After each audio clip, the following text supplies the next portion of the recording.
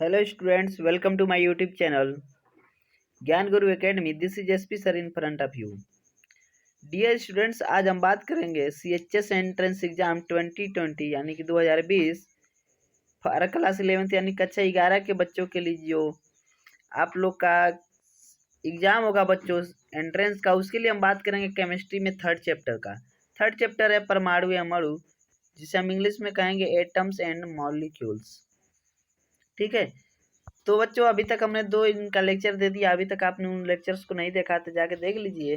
और सारे क्वेश्चन जैसा कि मैं आपको बताता हूँ, सारे जैसे चैप्टर खत्म हो जाएंगे एक एक चैप्टर वाइज मैं आप लोग का क्वेश्चन करा दूंगा। उसके बाद मैं फिर आप लोग की क्या करा दूंगा, प्रीवियस ईयर के क्वेश्चंस करा दूंगा। उसके बाद लास्ट में एक्सपेक्टेड क्वेश्चंस करा दूंगा, यानी कि प्रॉपर तैयारी आपकी करा दूंगा। ठीक है, और फिजिक्स के भी आपको वीडियो जल्दी उपलब्ध हो जाएंगी हमारे चैनल पे। सो आइए देखते हैं आज का लेक्चर। पहला है बच्चों पदार्थ की विभाज्यता। इसका मतलब ये होता है कि पदार्थ को हम कैसे विभाजित कर सकते थे। तो पहले देखिए इसके कुछ क्या है नियम्स हैं। पदार्थ की विभाज्यता के मत के बारे में भारत में बहुत पहले लगभग 500 ईसा पूर्व विचार व्यक्त किया गया था।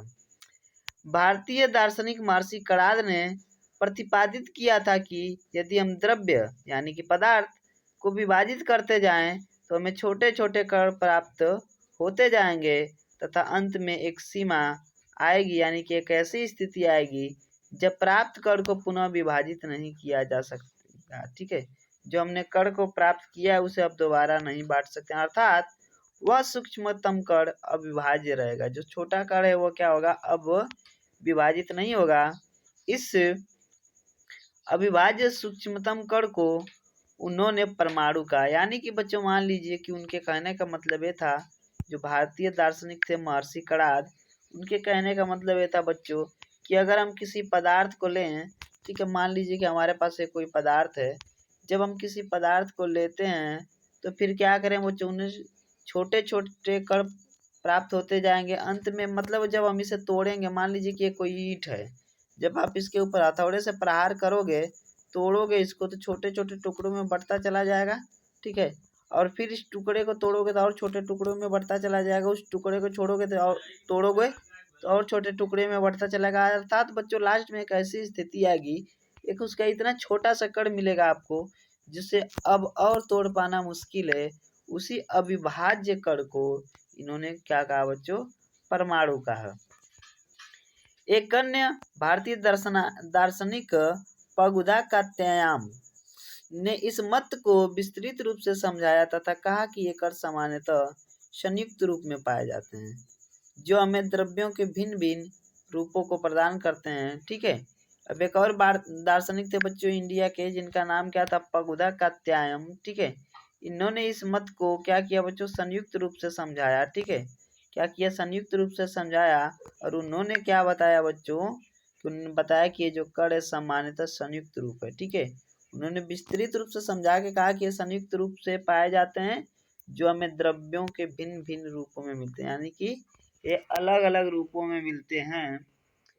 यूनानी दार्शनिक डेमोक्रिटस और लैक्रोसियस के विचार उपरोक्त भारतीय दार्शनिक जैसे ही थे। जैसा कि भारत के दार्शनिकों ने बताया था वैसा ही इन्होंने भी बताया था, जो यूनानी दार्शनिक थे। ठीक है, इन्होंने जो डेमोक्रेट्स और लैक्रोसियस थे, इन्होंने भी यही चीजें बताई थी। पदार्थ की विभाज्यता संबंधी विचारों की वैधता सिद्ध करने के लिए 18वीं शताब्दी तक कोई अधिक प्रायोगिक कार्य नहीं हुए थे। 18वीं शताब्दी के अंत तक वैज्ञानिकों ने तत्वों एवं यौगिकों के बीच भेद को समझा। ठीक है, 18वीं शताब्दी के अंत तक क्या हुआ था बच्चों, वैज्ञानिकों ने प्रायोगिक रूप से, ठीक है, तत्व और यौगिक के बीच अंतर क्या होता है उसको समझ लिया था। ठीक है, उसके बाद बच्चों स्वाभाविक रूप से यह पता करने के इच्छुक हुए कि तत्व कैसे तथा क्यों संयोग करते हैं। जब तत्व परस्पर संयोग करते हैं तब क्या होता है, ये सारी चीजें उनके दिमाग में अब आने लगी धीरे धीरे। ठीक है, उसके बाद अब देखते हैं रासायनिक संयोजन के नियम। रासायनिक संयोजन के क्या नियम है, जैसा कि आप लोग को पता है कि केमिस्ट्री के जो फादर कहे जाते हैं लेवोशिए। ठीक है, कौन कहे जाते हैं बच्चों, लेवोशिए। ठीक है, तो लेवोसिए एवं जोसेफ एल प्राउस्ट ने बहुत अधिक प्रायोगिक कार्यों के पश्चात रासायनिक संयोजन के 2 नियम प्रतिपादित किए। ठीक है, द्रव्यमान संरक्षण का नियम एवं स्थिर अनुपात का नियम। तो आइए बारी बारी दोनों नियमों को देख लेते हैं, द्रव्यमान संरक्षण का नियम और स्थिर अनुपात का नियम। द्रव्यमान संरक्षण का नियम, इस नियम के अनुसार किसी रासायनिक अभिक्रिया में द्रव्यमान का न तो सृजन किया जा सकता है और न ही विनाश। इस नियम के प्रतिपादक लेवोसिए थे।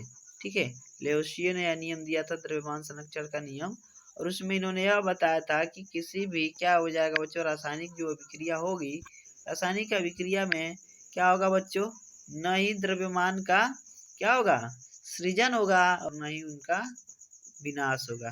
ठीक है, चलिए अब ये हुआ द्रव्यमान संरक्षण का नियम।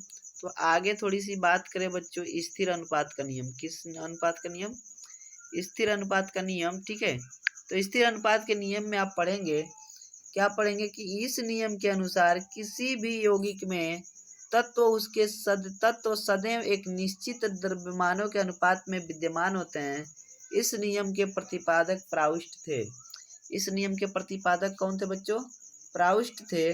ठीक है, और द्रव्यमान संरक्षण के नियम और स्थिर अनुपात के नियम के अतिरिक्त रासायनिक संयोग से संबंधित एक और नियम का प्रतिपादन जॉन डाल्टन द्वारा किया गया, जिसे गुणित अनुपात का नियम कहते हैं। क्या कहते हैं बच्चों, जो जॉन डाल्टन ने नियम दिया था उसे गुणित अनुपात का नियम कहते हैं। इस नियम के अनुसार जब दो परस्पर संयोग कर दो या दो से अधिक यौगिक बनाते हैं, तब उनमें से एक तत्व के विभिन्न भार जो दूसरे तत्व के एक निश्चित भार से संयोग करते हैं, परस्पर सरल अनुपात में होते हैं। जॉन डाल्टन का सिद्धांत देखते हैं। जॉन डाल्टन का सिद्धांत क्या था। डाल्टन ने द्रवों की प्रकृति के बारे में एक आधारभूत सिद्धांत प्रस्तुत किया। डाल्टन ने द्रव्यों की विभाज्यता का विचार प्रदान किया, जिसे उस समय तक दार्शनिकता माना जाता था।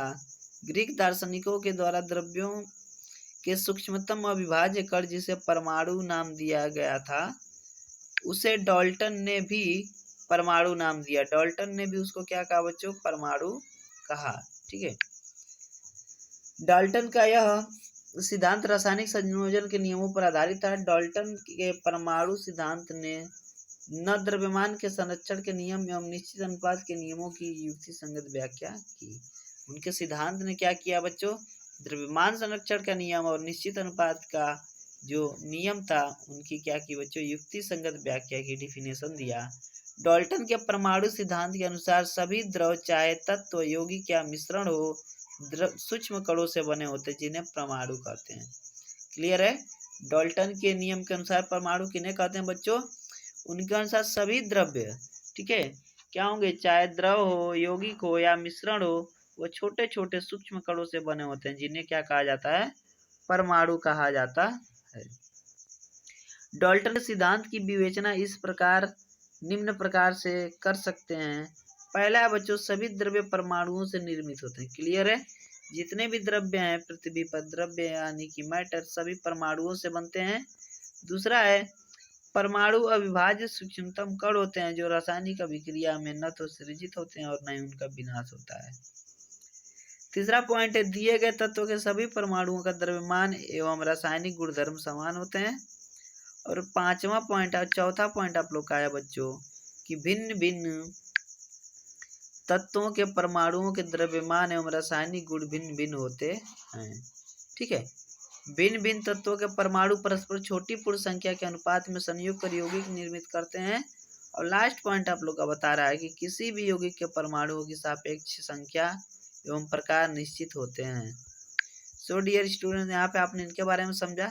अब हम पढ़ेंगे परमाणु एवं अणु।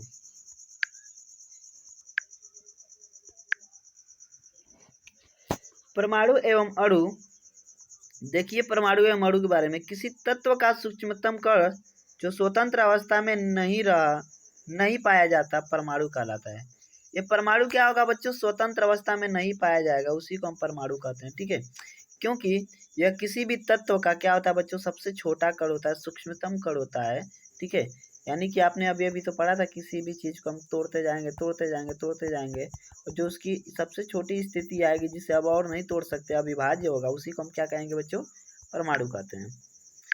नेक्स्ट पॉइंट है, दो सदृश या अदृश्य तत्वों के परमाणु परस्पर संयोग कर अणु का निर्माण करते हैं। ठीक है, दो सदृश या अदृश्य तत्व जो होते हैं, ठीक है, उनके परमाणु परस्पर क्या करते हैं, संयोग करके अणु का निर्माण करते हैं। अणु स्वतंत्र अवस्था में रह सकता है। अणु किस अवस्था में रह सकता है बच्चों, स्वतंत्र अवस्था में रह सकता है, फ्री स्टेट में रह सकता है।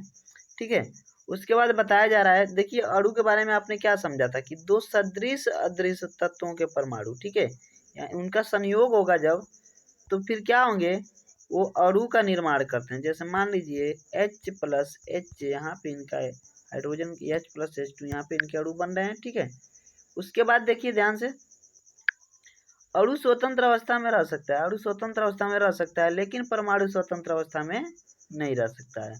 परमाणु अत्यंत छोटे होते हैं। परमाणु त्रिज्या को नैनोमीटर में मापा जाता है। जो परमाणु की त्रिज्या होती है बच्चों, उसको हम किस में मापते हैं, नैनोमीटर में मापते हैं। परमाणु एवं अणु आयन बनाते हैं। ये अणु अथवा आयन अत्यधिक संख्या में पुंजित होकर द्रव्य बनाते हैं, जिसे हम देख सकते हैं, अनुभव कर सकते हैं अथवा छू सकते हैं। परमाणु एवं देखिए अणु, परमाणु अणु मिलके क्या बनाते हैं, आयन बनाते हैं।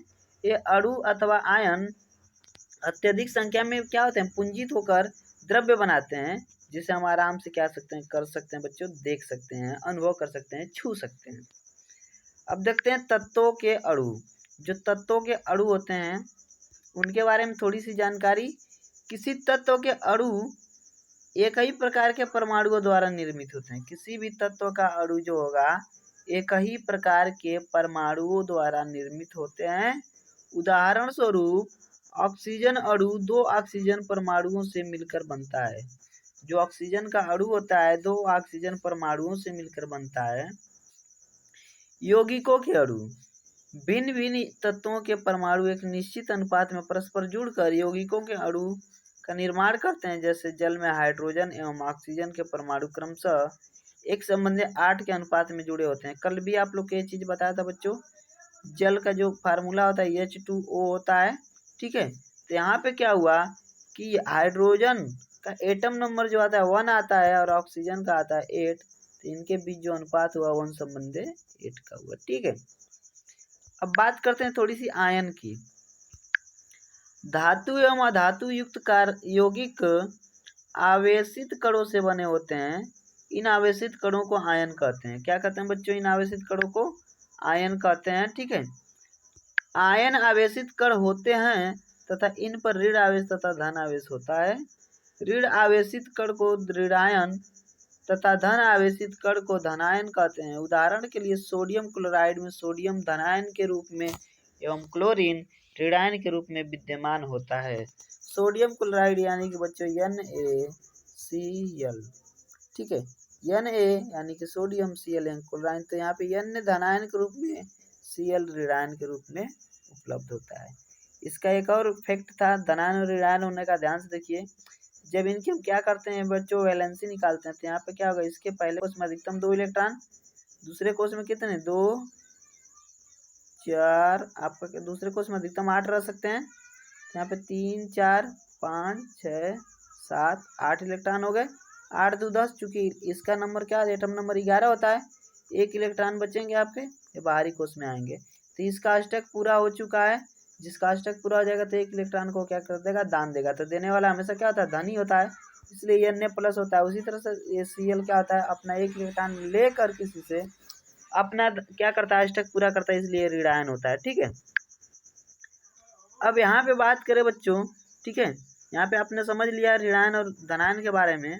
तो विभिन्न तत्वों के परमाणुओं के आधुनिक प्रतीक, जो विभिन्न तत्वों के परमाणु पाए जा रहे हैं उनका आधुनिक प्रतीक क्या था, इनके बारे में थोड़ी सी बात करें तो डाल्टन ऐसे प्रथम वैज्ञानिक थे जिन्होंने तत्वों के प्रतीकों का प्रयोग अत्यंत विशिष्ट अर्थ में किया। जब उन्होंने किसी तत्व के प्रतीक का प्रयोग किया तो यह प्रतीक उस तत्व की एक निश्चित मात्रा की ओर इंगित करता था। अर्थात यह प्रतीक तत्व के परमाणु को प्रदर्शित करता था। यह तत्व क्या करता था बच्चों?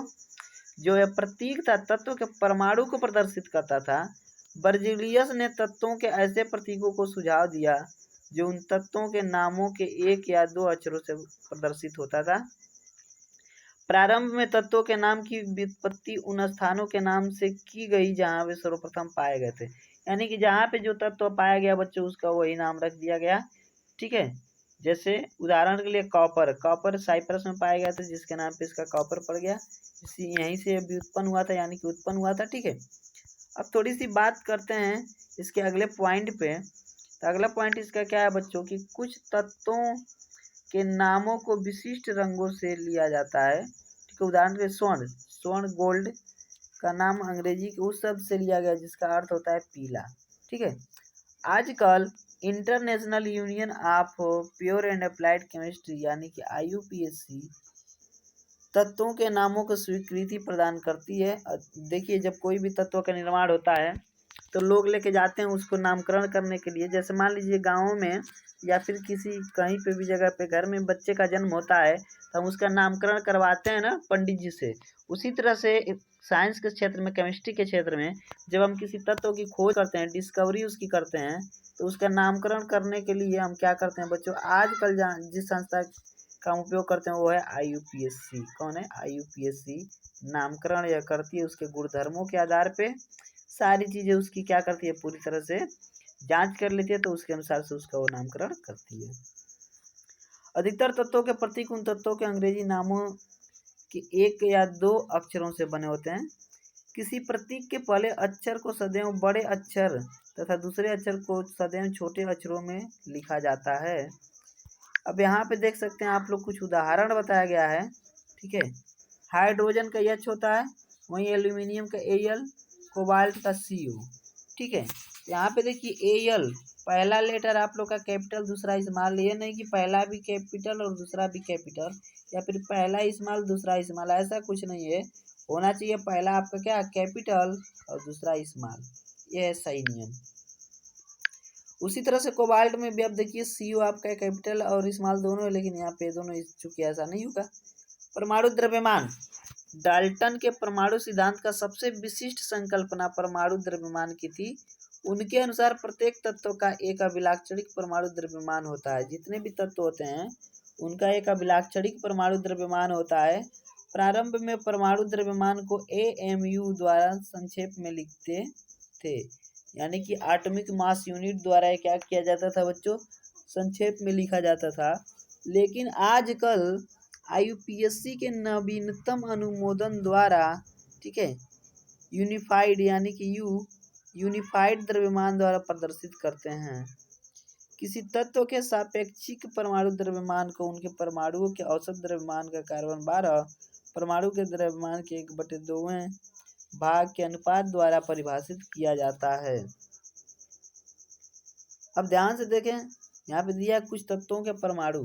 ठीक है, कुछ तत्वों के परमाणु किससे हैं उनको बताया गया। हाइड्रोजन का 1। ठीक है, यहाँ परमाणु द्रव्यमान देखिए, इधर तत्व और इधर क्या है? परमाणु द्रव्यमान। U जो अभी बात की जा रही थी वही है U आप लोग का। दूसरा है बच्चों कार्बन का 12, नाइट्रोजन का 14, ऑक्सीजन का 16, सोडियम का 23, मैग्नीशियम का 24, सल्फर का 32, क्लोरीन का 35.5, कैल्शियम का 40। सो स्टूडेंट्स, ये थे कुछ तत्वों के परमाणु द्रव्यमान। क्या ये देखते हैं रासायनिक सूत्र लिखना। किसी यौगिक का रासायनिक सूत्र उसके संघटक का प्रतिकारकता के निरूपण करता है। भिन्न भिन्न यौगिकों के रासायनिक सूत्र सफलतापूर्वक लिखे जा सकते हैं। उसके लिए भिन्न भिन्न प्रतीकों एवं उसकी संयोजन क्षमताएं ज्ञात करनी होती है। क्लियर हो गया? ठीक है, चलिए, जब क्लियर हो गया तो आगे देखते हैं। यहाँ आप देख पा रहे हो बच्चों, किसी तत्व की जो संयोजन शक्ति है उस तत्व की संयोजकता कहलाती है। संयोजन शक्ति अर्थात उसकी क्षमता जो होती है किसी तत्व की, वह कितना ले सकता है, कितना दे सकता है। ठीक है, किसको? ठीक है, उसके इलेक्ट्रॉन्स को, वही उसकी तत्व की संयोजन क्षमता कहलाती है। ठीक है, वही उसकी संयोजकता कहलाती है। किसी तत्व के परमाणु दूसरे तत्वों के परमाणुओं के साथ किस प्रकार से संयुक्त होकर एक रासायनिक यौगिक का निर्माण करते हैं, इसको ज्ञात करने के लिए संयोजकता का उपयोग किया जाता है।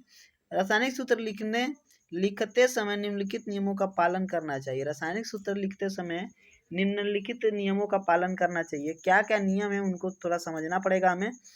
आयन की संयोजकता अथवा आवेश संतुलित होना चाहिए। जो आयन है उनकी संयोजकता या फिर आवेश जो होगा उस संतुलित होना चाहिए। दूसरा इसमें अगला पॉइंट है बच्चों, जब एक यौगिक किसी धातु एवं अधातु, ठीक है, धातु एवं अधातु के संयोग से निर्मित होता है, ठीक है, धातु एवं अधातु के संयोग से निर्मित होता है, तो धातु के उस नाम अथवा प्रतीक को रासायनिक सूत्र लिखने के पहले लिखते हैं। उदाहरण के लिए देखिए, calcium oxide CaO, sodium chloride NaCl, iron sulphide FeS, copper oxide CuO इत्यादि। जहाँ पर ऑक्सीजन, क्लोरीन, सल्फर अधातुएं हैं उन्हें दाईं तरफ लिखते हैं, जबकि कैल्शियम, सोडियम, आयरन एवं कॉपर धातुएं तथा उन्हें बाईं तरफ लिखते हैं।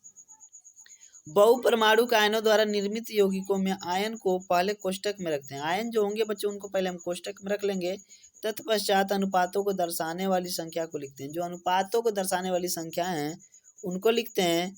यदि परमाणु आयन की संख्या 1 हो तो कोष्टक की आवश्यकता नहीं होगी। उदाहरण के लिए NaOH में बच्चों जो परमाणु आयन है इनकी संख्या सिर्फ और सिर्फ क्या है, 1 है, इसलिए यहाँ पे कोष्टक की हमें आवश्यकता नहीं है।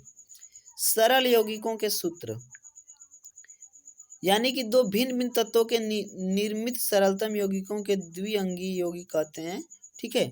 आणविक यौगिकों के रासायनिक सूत्र लिखते समय हम पहले संघटक तत्वों को प्रतीक लिखकर उनकी संयोजकताएं लिखते हैं, जैसा कि निम्न उदाहरणों में दर्शाया जा रहा है, ठीक है। अब नीचे जो उदाहरण दिए गए हैं इसमें बताया जाएगा बच्चों। तत्पश्चात संयोजित परमाणुओं की संयोजकताओं को आपस में बदलकर अणु सूत्र लिखते हैं, ठीक है। उनको आपस में बदल के क्या कर देते हैं बच्चों, अणु सूत्र लिख देते हैं। अब उदाहरण इनका कुछ देख लेते हैं। हाइड्रोजन क्लोराइड का सूत्र, हाइड्रोजन की संयोजन देखिए, हाइड्रोजन के पास कितने इलेक्ट्रॉन होते हैं बच्चों, 1, तो इसके पहले कोष में 1 इलेक्ट्रॉन, क्योंकि पहले कोष में क्या होता है, 2 इलेक्ट्रॉनों को लेने या देने की वो होती है, तो हाइड्रोजन के पास 1 उसका आया। उसके बाद बच्चों हाइड्रोजन और किसका कहा था, क्लोराइड है, ठीक है। तो फिर क्या होगा बच्चों, क्लोराइड की जो संयोजकता है वो भी 1 होती है, ठीक है। क्लोराइड की जो संयोजकता होती है वो भी 1 होती है, ठीक है। तो फिर क्या करेंगे बच्चों, Cl1, तो इनका आपस में क्रॉस मल्टीप्लाई कराइए, तो H1 यानी कि HCl1 है, ये भी H यानी कि 1 बार गुणा होगा तो 1 नहीं, तो HCl हुआ आप लोग का हाइड्रोजन क्लोराइड। तो इस तरह से बनते हैं आपके सूत्र। हाइड्रोजन सल्फाइड का सूत्र देख लेते हैं। हाइड्रोजन का अभी अभी बताएं वैलेंसी 1, ठीक है। उसके बाद सल्फाइड यानी कि यस, इसकी वैलेंसी होती है 2, तो आपस में क्रॉस मल्टीप्लाई करोगे तो H के साथ 2 लगा तो क्या हुआ, H2। उसके बाद फिर क्या होगा बच्चों, H2S, ये हुआ हाइड्रोजन सल्फाइड का सूत्र, ठीक है। इतना हो गया बच्चों।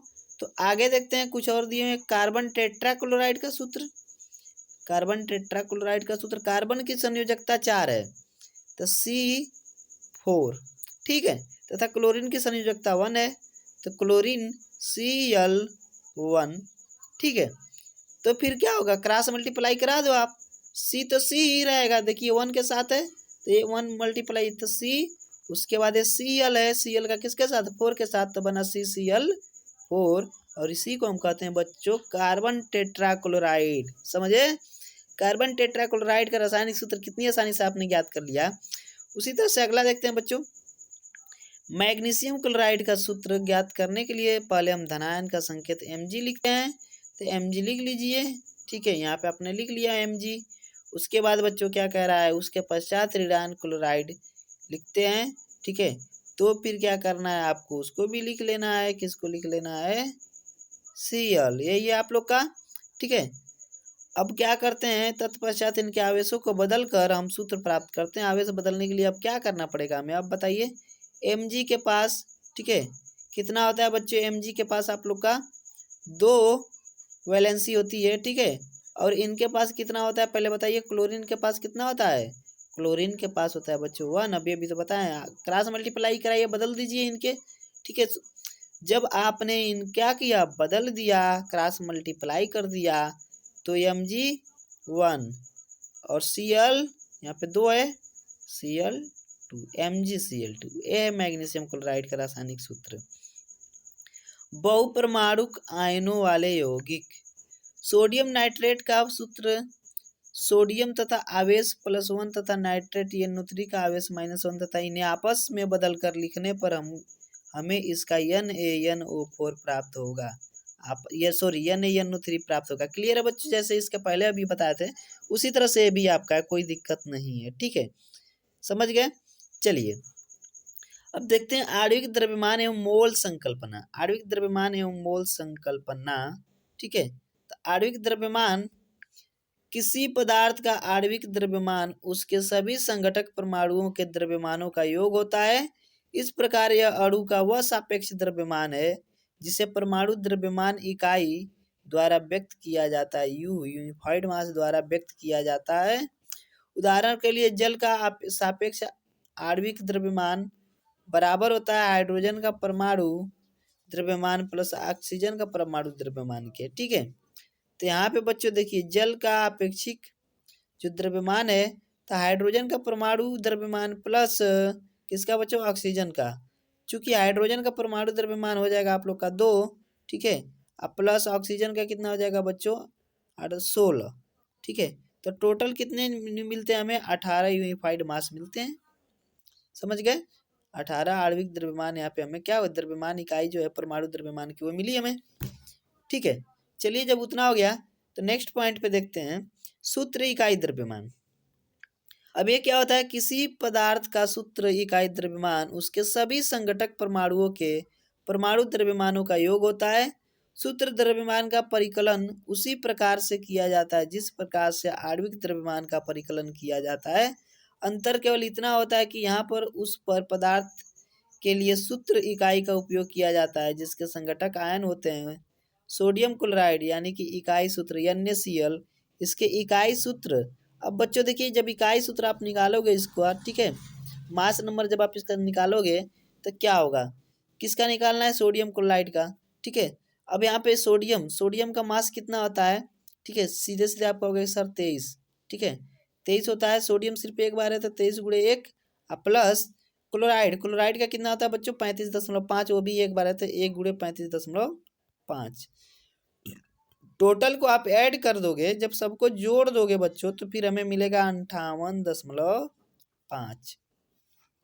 ठीक है, ये हो गया आप लोग का 58.5 आप लोग का ये यहाँ पे आंसर आ रहा है।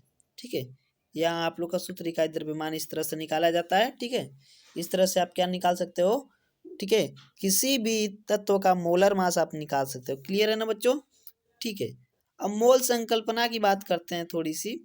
मोल संकल्पना, किसी पदार्थ के एक मोल में कणों, परमाणु, अणु अथवा आयन की संख्या निश्चित होती है जो कि होती है 6.022 मल्टीप्लाई बाई 10⁻23। यह मान प्रायोगिक विधि से प्राप्त किया गया है। इसको अवोगाद्रो स्थिरांक अथवा अवोगाद्रो संख्या कहते हैं, जिसे n से दर्शाते हैं।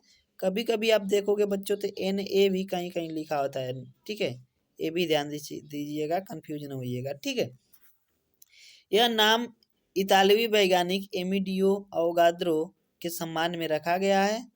एक मोल किसी पदार्थ का 6.022 × 10⁻23 एटम, ठीक है 6.022 × 10⁻23 अवोगाद्रो स्थिरांक है जो कि 12 ग्राम में विद्यमान कार्बन परमाणुओं की संख्या है। ठीक है, 12 ग्राम में विद्यमान कार्बन परमाणुओं की संख्या है। क्लियर है बच्चों।